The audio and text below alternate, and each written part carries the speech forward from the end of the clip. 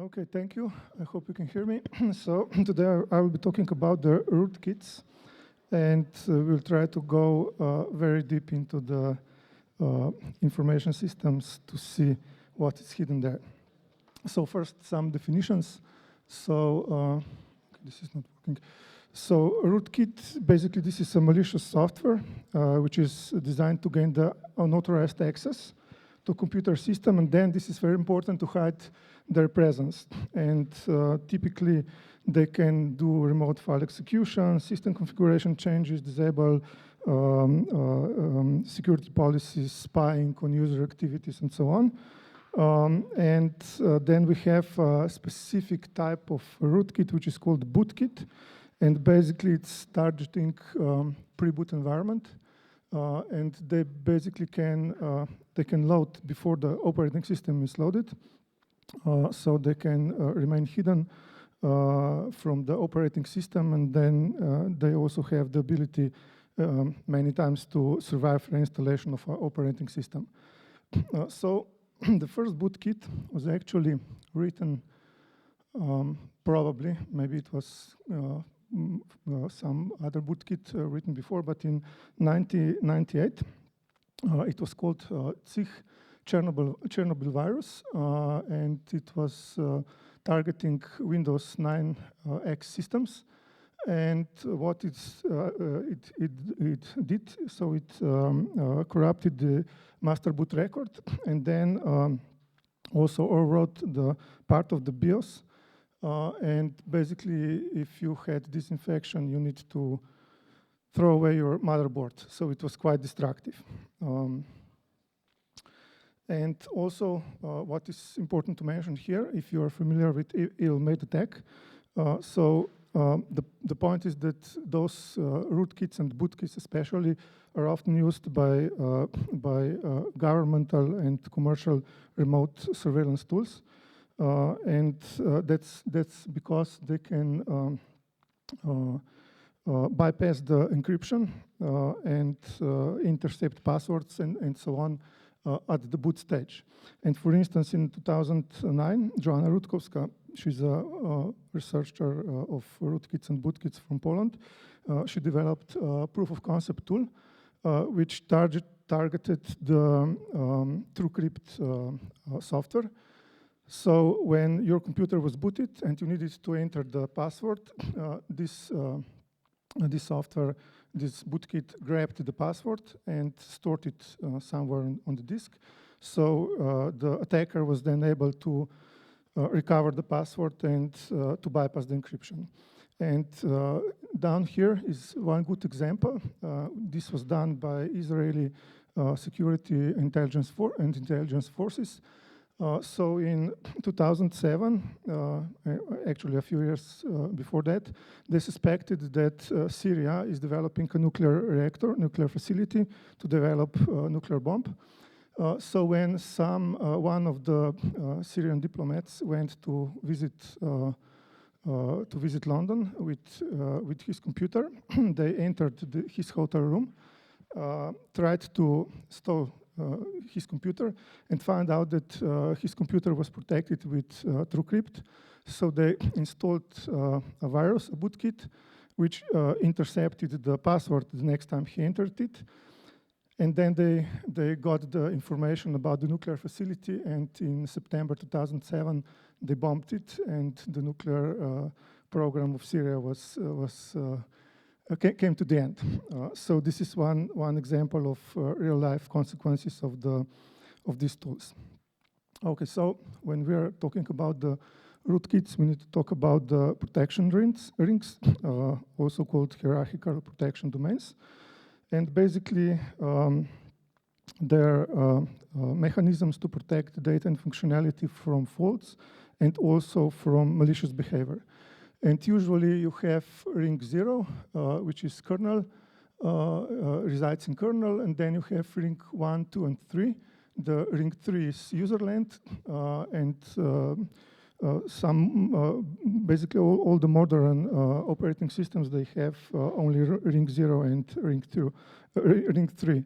So they have kernel mode and user mode rings.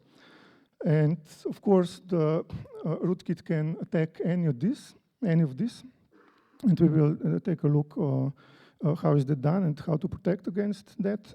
However, there are even lower rings, and we will be discussing that a little bit later. So ring 3 rootkits, they're called user-made mode rootkits. They're running at the user space level. So they have the lowest level of privileges within the operating system, and they basically can perform damage just within the user space. So they cannot affect by themselves the whole system, the kernel, and so on. And for instance, one example is spyware running as a user program that prevents that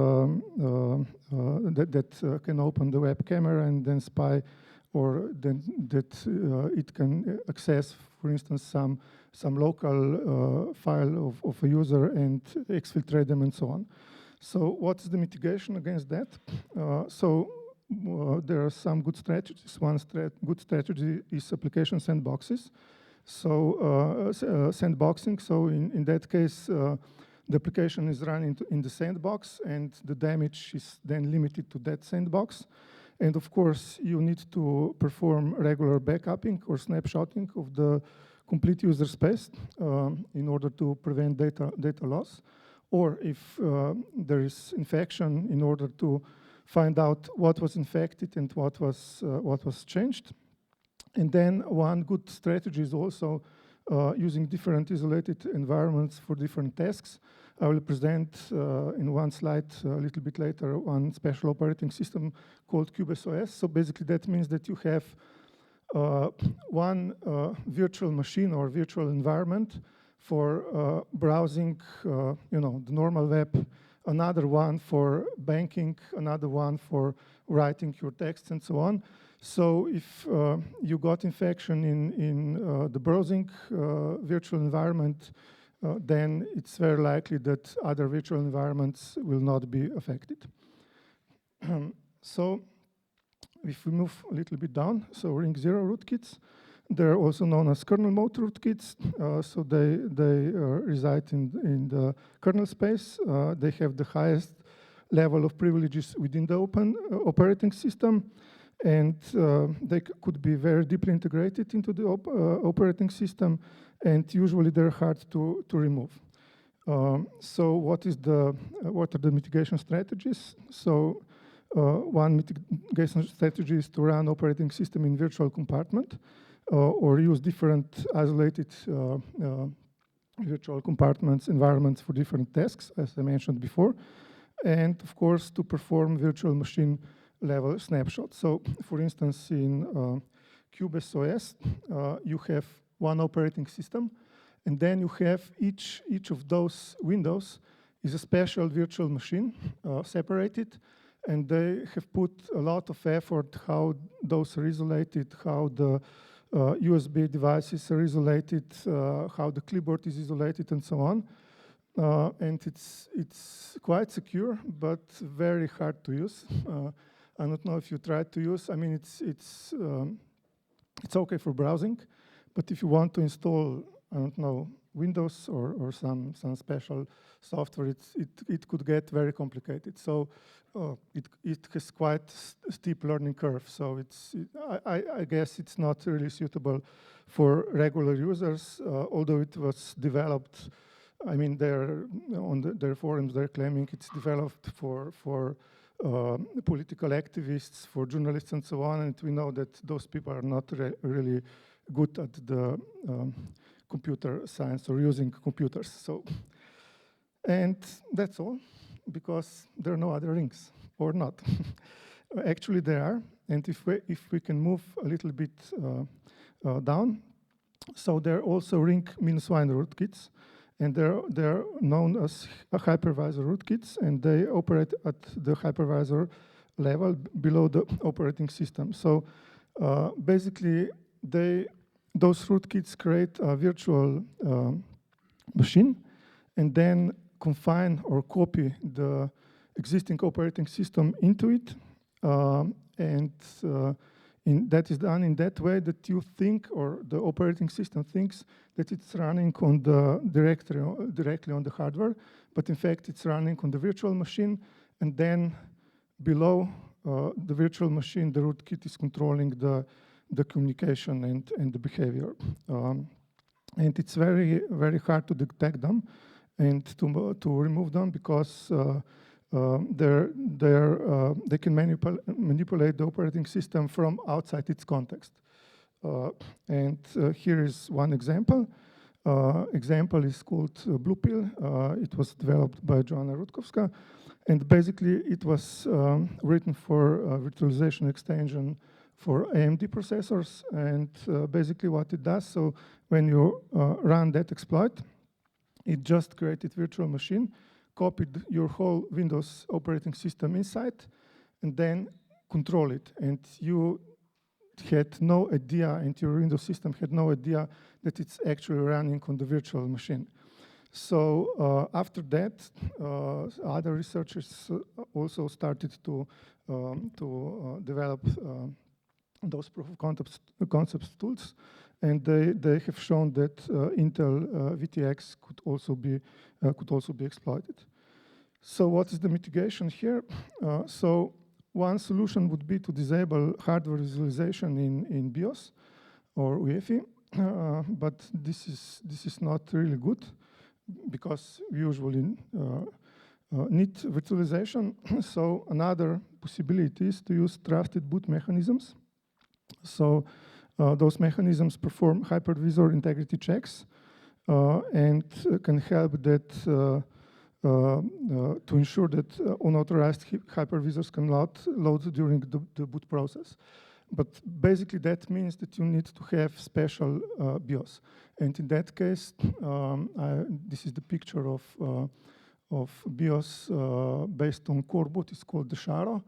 And it is so when you boot your machine, it utilizes the hardware security module to check the integrity, and then you also can use the authenticator to check whether something has changed or everything is normal. And you can also visually see on the hardware security module, which is, by the way, from the NitroKey small device, you can see with blink, because it's blinking red or green light, whether the system is compromised or not. But again, this requires a special hardware, because the Sharo cannot be run on any, just on any hardware. So if you move a little bit down, then we have ring -2 rootkits. And basically there are a mix of so-called SMM rootkits and BIOS UEFI rootkits. They're also called, the latter are also called UEFI implants. If you're following the Snowden, what Snowden revealed a couple of years ago, so the National Security Agency of United States, they had a special division for those UEFI implants. Basically, SMM rootkits can operate dynamically within the CPU SMM environment, and UEFI rootkit can embed malicious code in the firm layer to achieve persistence. And why is that so? Because UEFI and SMM, they contain a lot of security vulnerabilities, and they contain a lot of bloat. For instance, I was reading about the USB stacks a couple of years ago. Some older motherboards did not had the implementation for USB or for USB boot. So some guys thought that it is quite a good idea to implement the whole USB stack directly into the SMM and UEFI, and they just load this code there.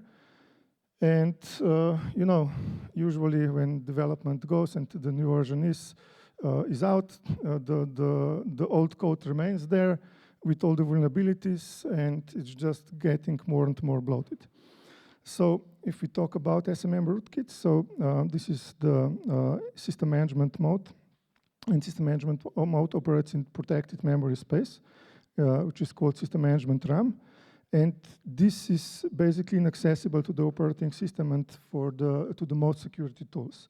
And it's the most privileged mode in the modern x86 processors, and can directly interact with the hardware. Also can bypass the hypervisors, cannot be interrupted by the normal software or hardware interrupts. So basically this means that it allows completely stealth code execution. This is not just some theory, because I think the first one was written in 2005. It was called Shadow Walker, and was capable of hiding both its own code and changes to operating system components, and was able to bypass signature and heuristic-based scans. So basically, this was probably the first proof of concept tool that has shown how powerful that rootkits can be. The next one was written in 2008, and basically it was chipset level keylogger and network backdoor, and was able to directly interact with the network card to send the keystrokes to a remote machine through the UDP. So basically, when you got infected with that rootkit, you were not able to find out with traditional antivirus tools what is going on. Maybe just if you were monitoring the network connection, then you were able to see what is going on. But again, not on your operating system level. You need to do monitoring on a separate network machine. There was also in 2020, someone has shown that basically from the SMM, you can inject malware into ring 0 or ring 3 user or kernel space.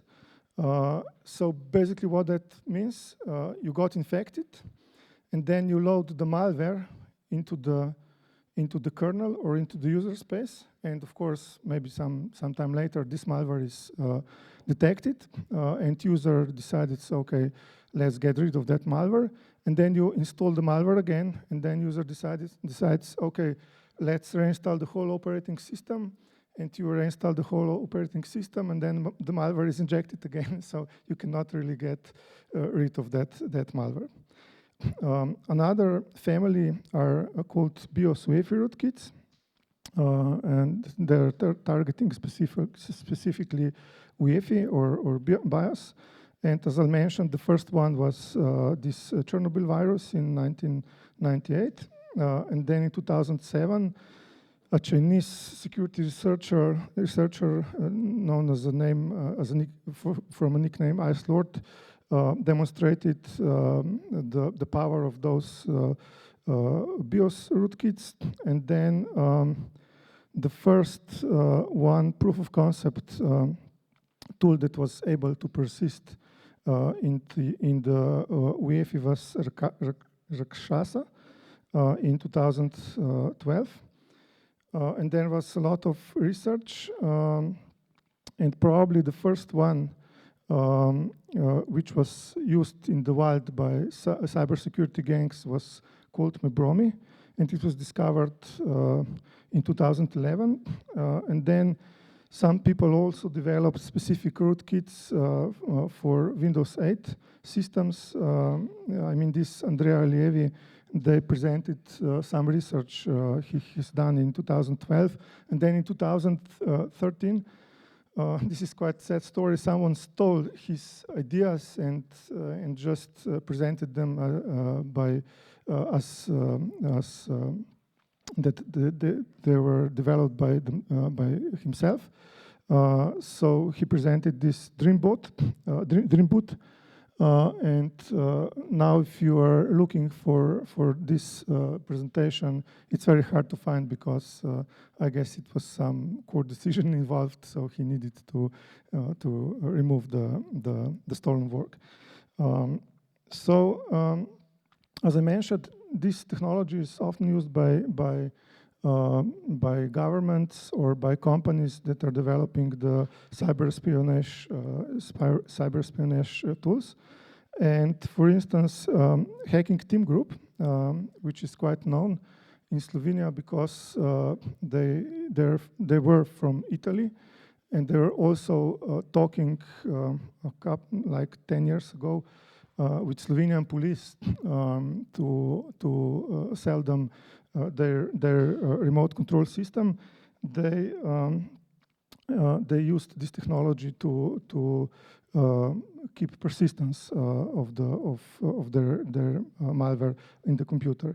And then FinSpy, also known as FinFisher.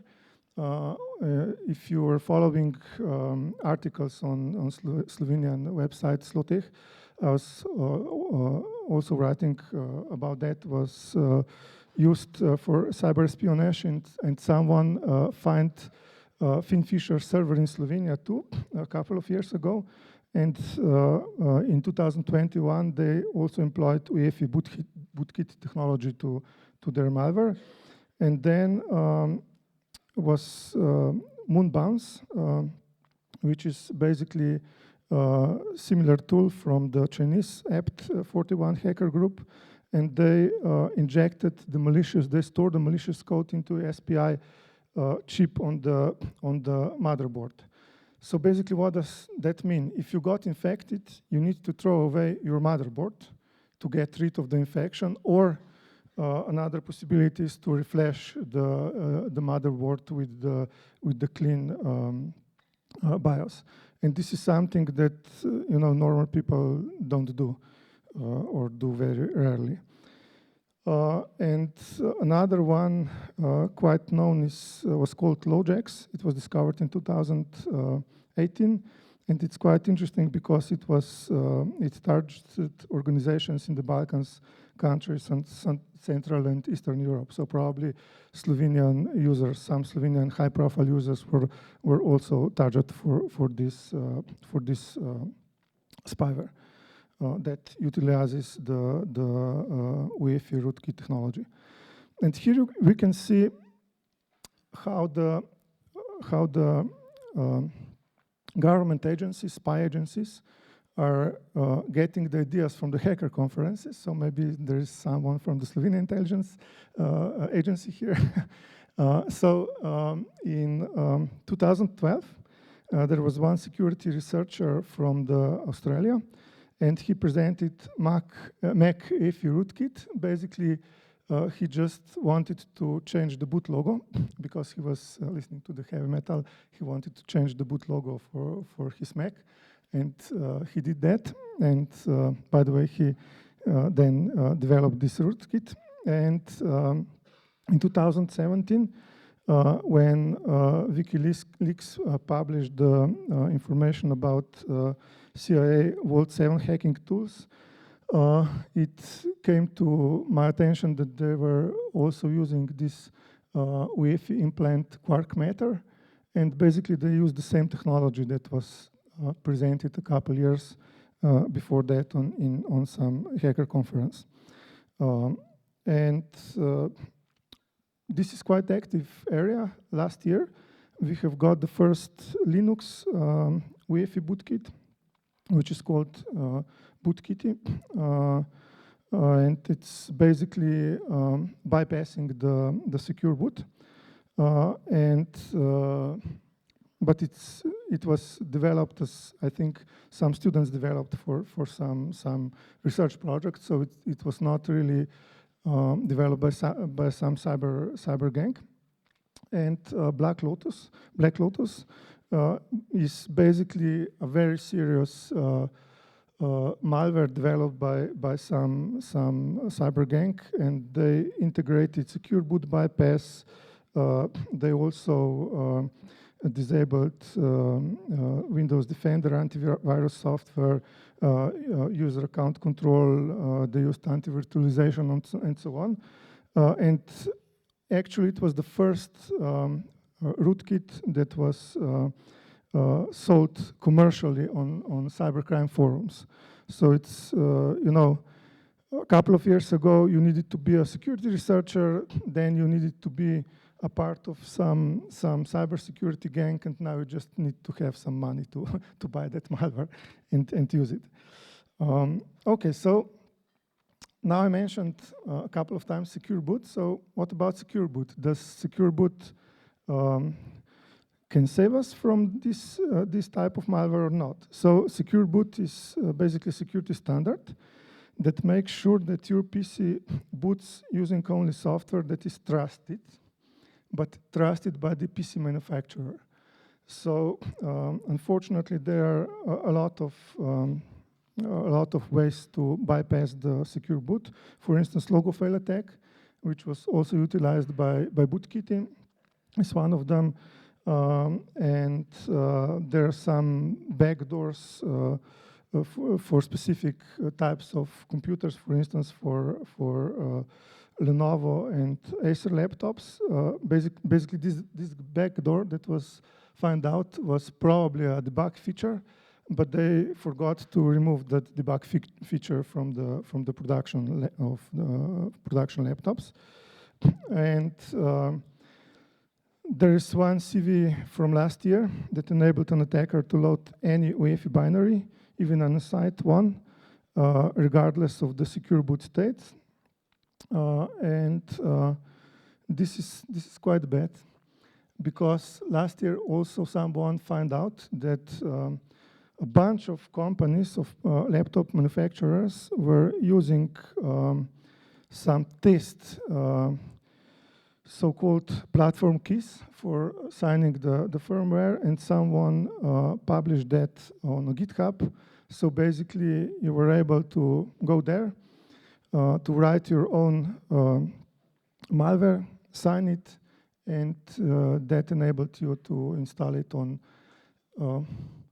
I think more than 100 of different types of laptops of some very big companies. So what is the mitigation strategy here? So one mitigation strategy is to enable hardware protection like BIOS lock or SMM lock, and then of course using secure boot could be a good strategy, unless there is some vulnerability found and an attacker can bypass the secure boot protection. And then of course you need to prevent physical access to the system, because even if you have many security features, I mean, you can open the laptop and you can use this Pomona clip to directly connect to the SPI chip and to flash the computer with your malicious firmware. So as I mentioned, the secure boot was compromised, and fortunately, there is this open source project called Sharo, which is based on core boot, and it's using something that is called HATS payload. So it enables SMM locking, SMM BIOS write protection, BIOS lock, and then you have secure boot and measured boot. And that means that it is checking the whole chain from the beginning of the boot stage to the loading of the operating system and operating system init scripts. And it uses external hardware security module for verification of system integrity.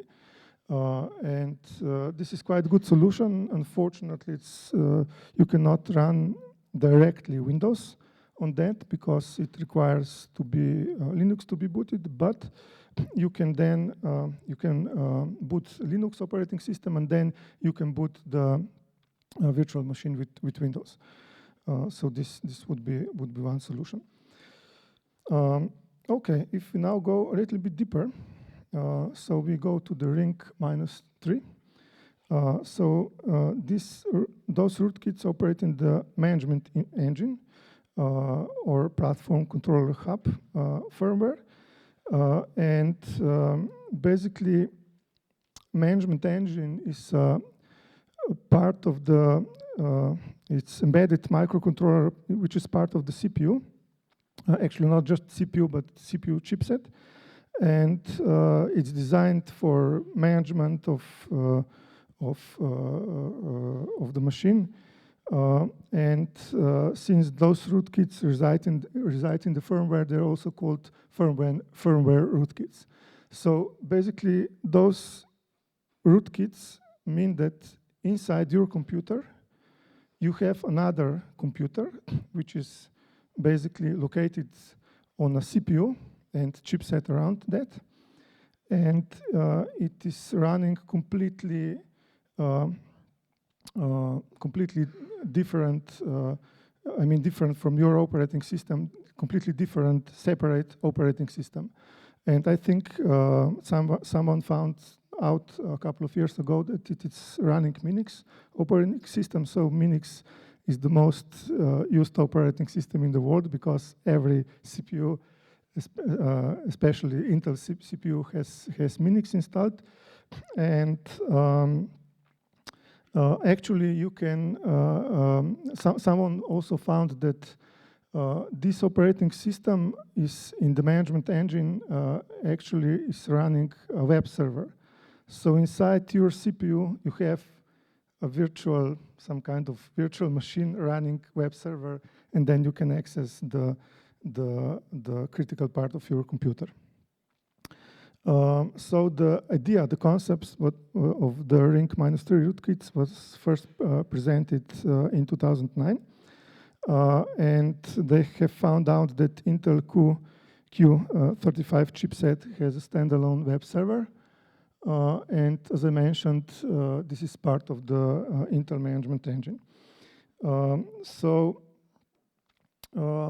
people then started to do some analysis, and they found out, of course, that as every system, this management engine is exploitable.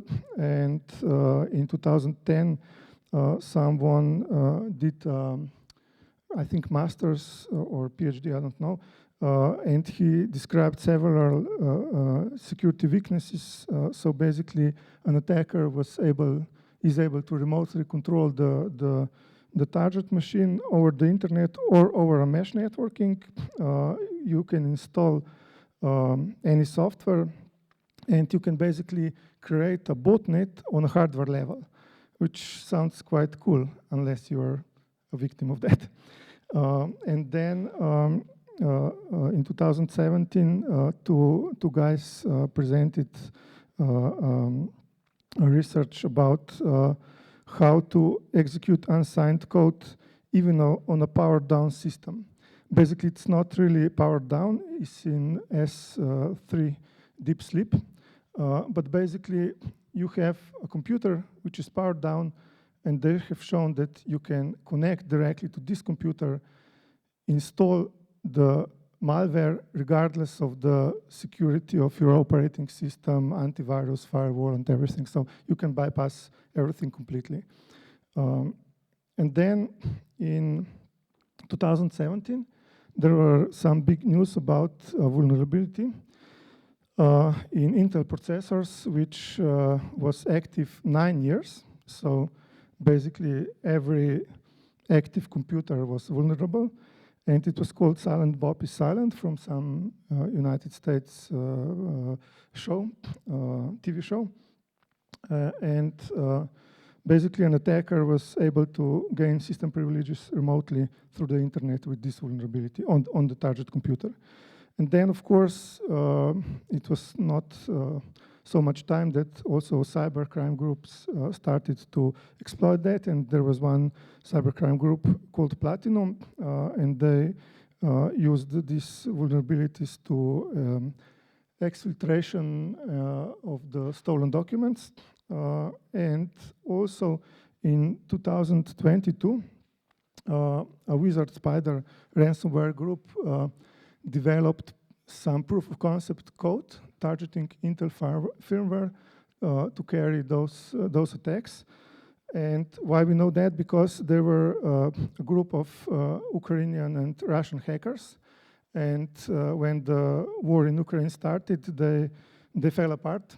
and someone then leaked this code and their discussions. So we know that they were actually trying to do this. But I think that, you know, when they have some proof of concept code, they probably not decided to just abandon it. So probably they were developing it separately, the Ukrainian and the Russian side, and probably they're using it right now probably for cyber espionage. And one quite fresh news from February this year. So Google security team published details about the vulnerability in Zen processors, CPUs. Basically, they were able with, okay, you needed local administrator privileges, but they were able to load some microcode patch, which in that case, they created a proof of concept, and they have shown that how to attack the random function, random instruction in the CPU. So when you were using random numbers, it was always return number 4. And it's quite interesting because, you know, you request a random number and you get some number and you have no idea whether it's really random or not. I mean, it's quite hard to do the test for randomness. I mean, the true test for randomness. And of course, the mitigation then, what is the possible mitigation? So the possible mitigation is, unfortunately, developed just for Intel CPUs. And it's a special tool called MI Cleaner. And basically, it disables this MI functionality. There are two methods, HETI method and HEP method. And someone found this method. So one method is they found out that US Army, they're getting the CPUs from Intel with some special bit disabled. So this is some kind of a kill switch that disables management engine. And this is one possibility. And another possibility is that you just rewrite those parts of the management engine with zeros. But you should not rewrite everything, because if you rewrite everything, then your CPU will not boot. So it's quite hard work, because it involves a lot of destroyed CPUs when you want to achieve the final result. So now we are talking about, so we went from the user land to the kernel to the virtualization, and then those special memories and VF and so on, and then down to the CPU. But the question is, can we go deeper? And yes, we can go deeper. So ring -4 rootkits, this is, you know, my classification, are more theoretical, but I will show you that they could be successfully deployed.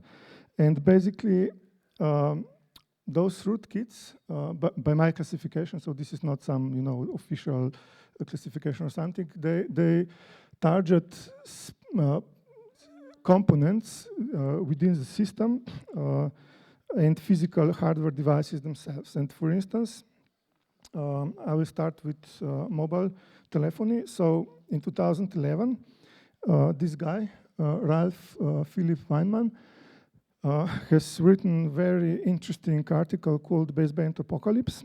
And basically, he has shown how to set up a fake base station. Basically, he set up a IMSI catcher in one sense. And then he was able to inject firmware update into the baseband processor of the nearby mobile phones.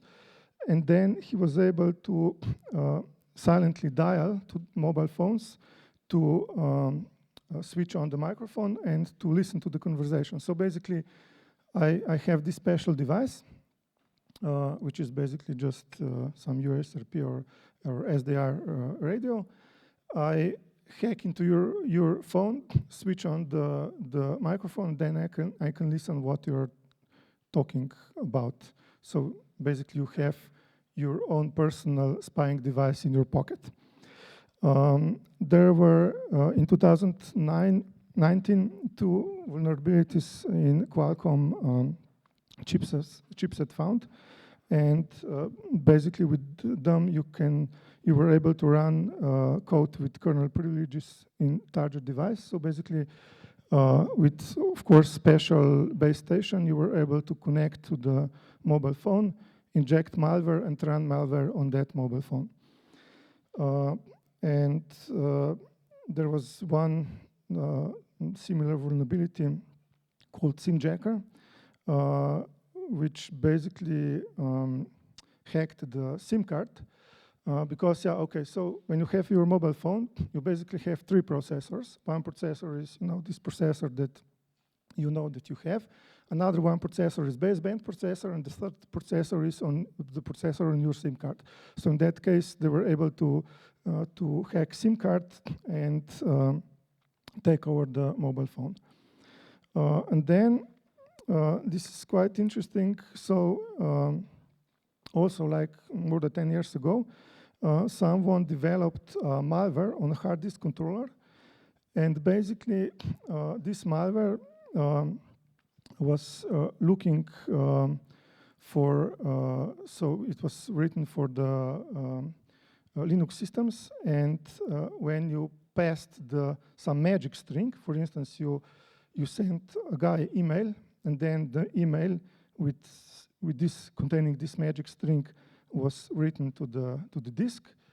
And when it was sent to the disk, the controller read it and activated, and then changed the password file on the Linux system. And basically, what that means, so if you were able to install, to hack into the computer, and then the victim reinstalled the whole operating system, you were able to hack again with just sending, this magic string to the hard disk controller, and then hard disk controller just changed the password, so you were able to log in back into the system. The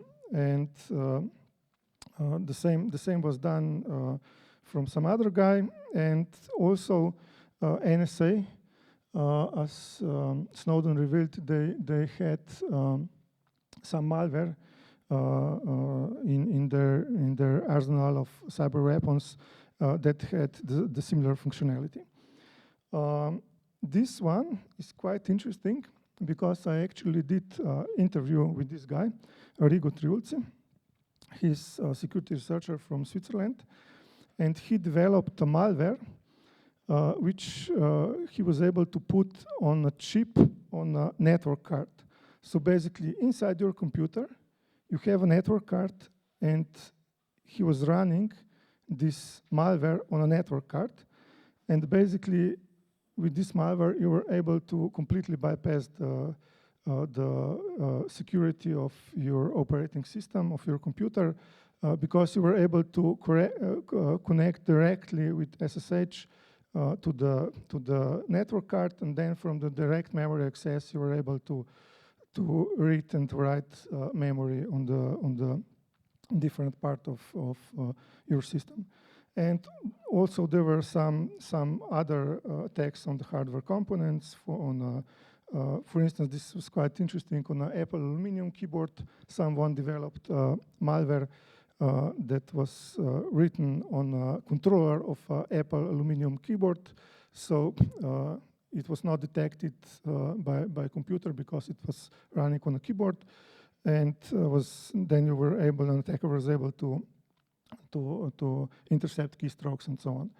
So what are the mitigations here? So it quite depends on what kind of attack you are talking about.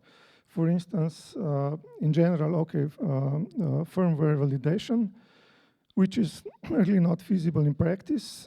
Then of course, you need to have secure supply chains, which is for most users also not feasible in practice. Then you need to have physical security, which for most people is also not feasible in practice. And then hardware components with open source and verified firmware.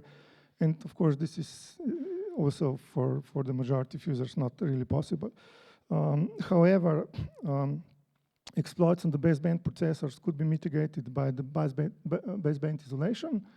For instance, Graphene OS operating system for mobile phones utilizes that. And then you can buy some blob-free network cards for computers. And for instance, malware stored on disk controllers could be defeated by using encryption, because then the controller cannot really see the real data. It just gets the encrypted data. And of course, there are some general practices like keep your system secure and so on. And as I mentioned before, and for other hardware components, you need to assess the threat level and find out what would be possible solution. Okay, so can we go even deeper now? And yes, we can go. There are processors with malicious design, and there was one project in 2008 which was called Illinois malicious processor, and it was a proof of concept how the malicious functionality can be embedded directly into the processor design. So they included some hidden operational mode, which was undetectable by normal monitoring tools, and that allows the attacker to execute hidden instructions and reserve and access the reserved paths of cache memory and for storing attack payloads. So basically, if you are producing the processor, you can design a processor that will look quite normal, but if you know how to attack it, you will have this special access. And then, if you have a processor which is open and verified, and you have a team of researchers that, for instance, that could be afforded by some government that verified the design and said, okay, design is okay. Then you have another possibility, and that is that malicious functions are inserted during the manufacturing. So how is the manufacturing process done? So basically, I don't probably need to understand to explain that in a detail, but basically you have a doping process, and with doping process you are creating different type of semiconductors. And there was one theoretical attack described. You can use doping procedure during the manufacturing to create hidden circuits that are not part of the original design, and that means that you would be able to create hardware Trojan on a chip. So in 2013, researchers have shown that this is possible, and they created a malformed processor that had malformed random number generator, and they have malicious implementation of the IS encryption function.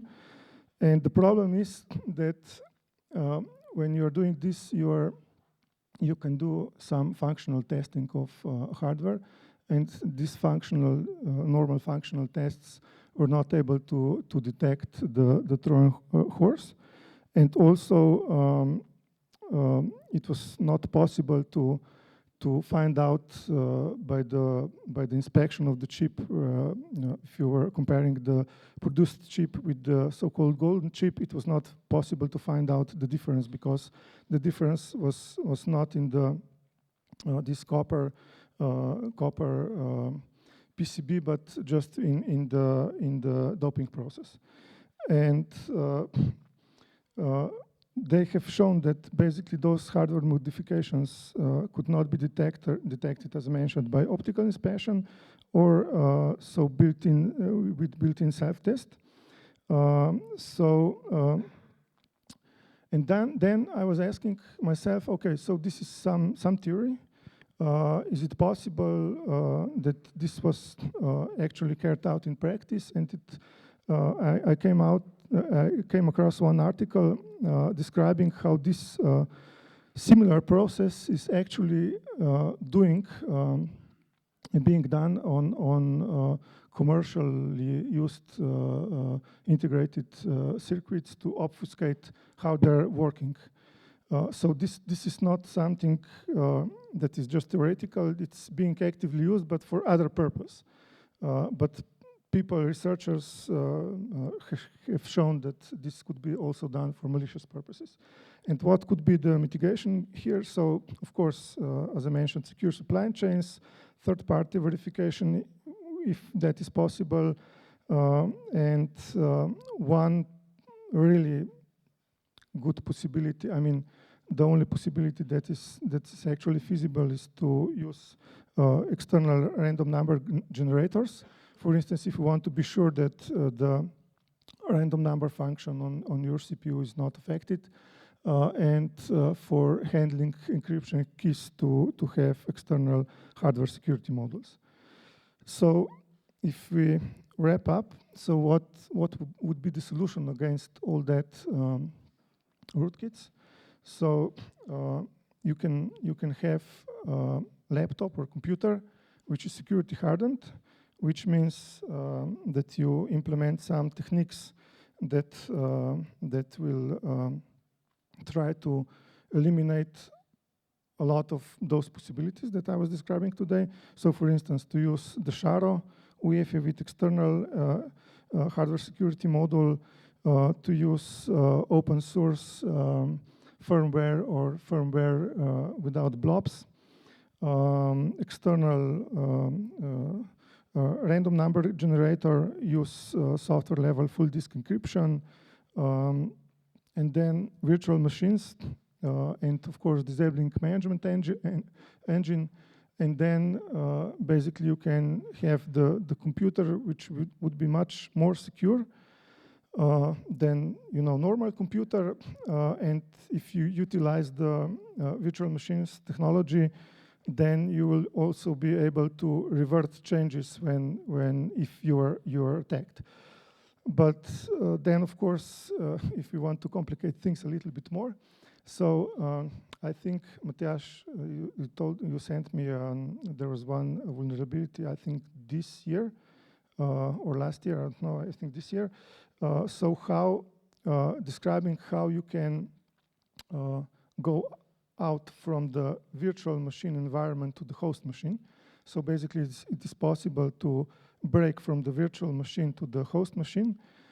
And what would be the solution then? Well, the solution would be to have nested virtualization. So you have one virtual machine and then, for instance, KVM, and then you utilize some other virtualization technology, and you have your final machine that you're working with, your, I don't know, Windows and so on, will be the second virtual machine.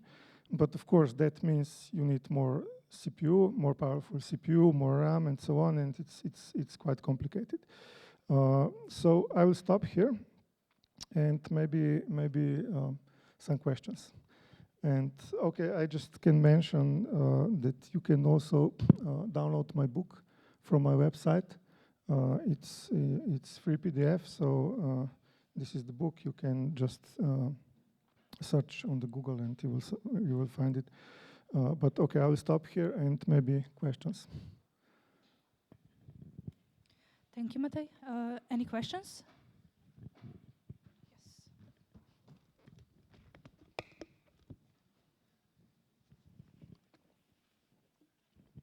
First, congratulations for your work research, quite a wide and deep overview. I have a question about, do you have any information about rootkits rank 0 or below 0 for enterprise devices which are not for users, so servers, network devices, and which are done by outside, so not like Cisco, which had Cisco bypassing when they NSA did their rootkits or Trojans inside their devices. Yeah, so if I understood you, you mean what about rootkits on other platforms? Not, yeah. I don't know. I was reading about RISC-V, and yeah, RISC-V also have some technology that would enable to have rootkits employed. I mean, original design was a little bit different, so it was quite harder, but now they're getting virtualization and, you know, all this stuff. And I think that they will make the same mistakes as other platforms. And for ARM, I remember that I have been reading about that there are also some technologies there in place that could be exploited by those rootkits. But yeah, I mean, a lot of these technologies is used for cyber espionage. So the primary target would be, you know, the government networks, the government organizations. But then, of course, the next step is cyber espionage against the enterprises. But as we were able to see after a few years, then just, you know, the ordinary cybercrime gangs trying to exploit this for, you know, attack ordinary people. And I was talking with this guy, Arrigo Triulzi, like, I don't know, 15 years ago. And I asked him, okay, why there is no more malware like that? And he said, because it's, you know, it's very easy to write, you know, normal malware at that times, or to perform some scam or something like that. But then in 15 years, the attacks became harder. So the attackers need to use more hard techniques to exploit the computers. And I think that in the future, we will see much more this type of attacks. Any more questions? Yes. Would attacks like this on a more hardware level carry a specific fingerprint, or would it be possible to, I don't know, conceal them as bugs? So Intel had a floating point bug. Would it do existing attacks have a specific thing when you can identify, okay, this was an attack, this was a deliberate decision to put it in, or would it be possible to, after you uncover something, say, oh yeah, this was just some problem by Intel, they're going to solve it? Yeah, okay. I don't know. I mean, in general, I guess that it's just, they're not doing this deliberately in the vast majority of cases. But I was really, and I hope I still am, deep into the mobile security. And you can see that in mobile network technologies, of course, 20, 30 years ago when GSM was developed, it was, you know, different times and a lot of exploits and so on. But then the security researchers try to explain that to the standardized bodies and to the companies. And there were some cases when they deliberately decided not to implement this. They said this is because of the backward compatibility. But for instance, for 4G, there are some things that I suspect that they're put there in those systems deliberately. So I think it could be, I mean, if I would be the director of some national security agency or something, I would put my hackers to get employed by Intel, and then I will instruct them how to insert malicious code there without knowing the bosses at the Intel. And I don't know, I guess that I'm not the first one who got this idea. Okay, thank you. Any more questions?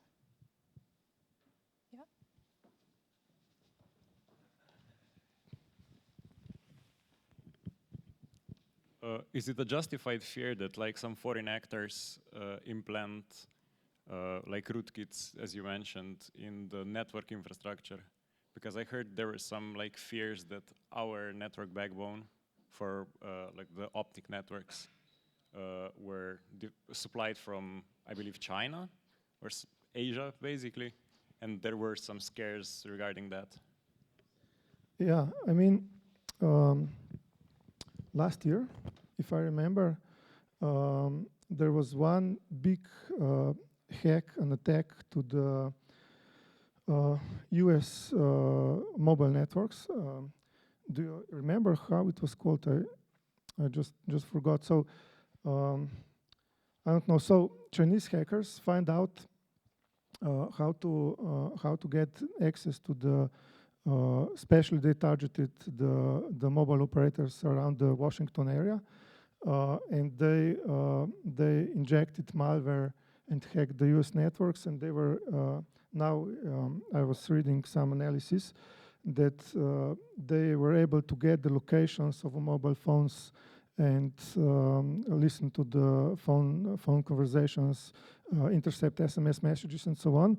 And there were some speculations because, you know, in Langley, of course, there is the CIA headquarters. So it would be really nice to have which mobile phones are going regularly visit. For instance, if you are an ambassador in some foreign country and then you go back to United States and then you visit Langley, it's quite obvious what is going on. On the other hand, we know that National Security Agency was doing the same. We also know, for instance, that Huawei, because Huawei was sanctioned, was doing similar. For instance, they installed on their cell towers, they installed cameras for, you know, monitoring the weather and traffic and so on. And they shared this information with local news stations in the United States. But someone then drew a map and found out that those towers with cameras were installed near the roads going to the US military stations.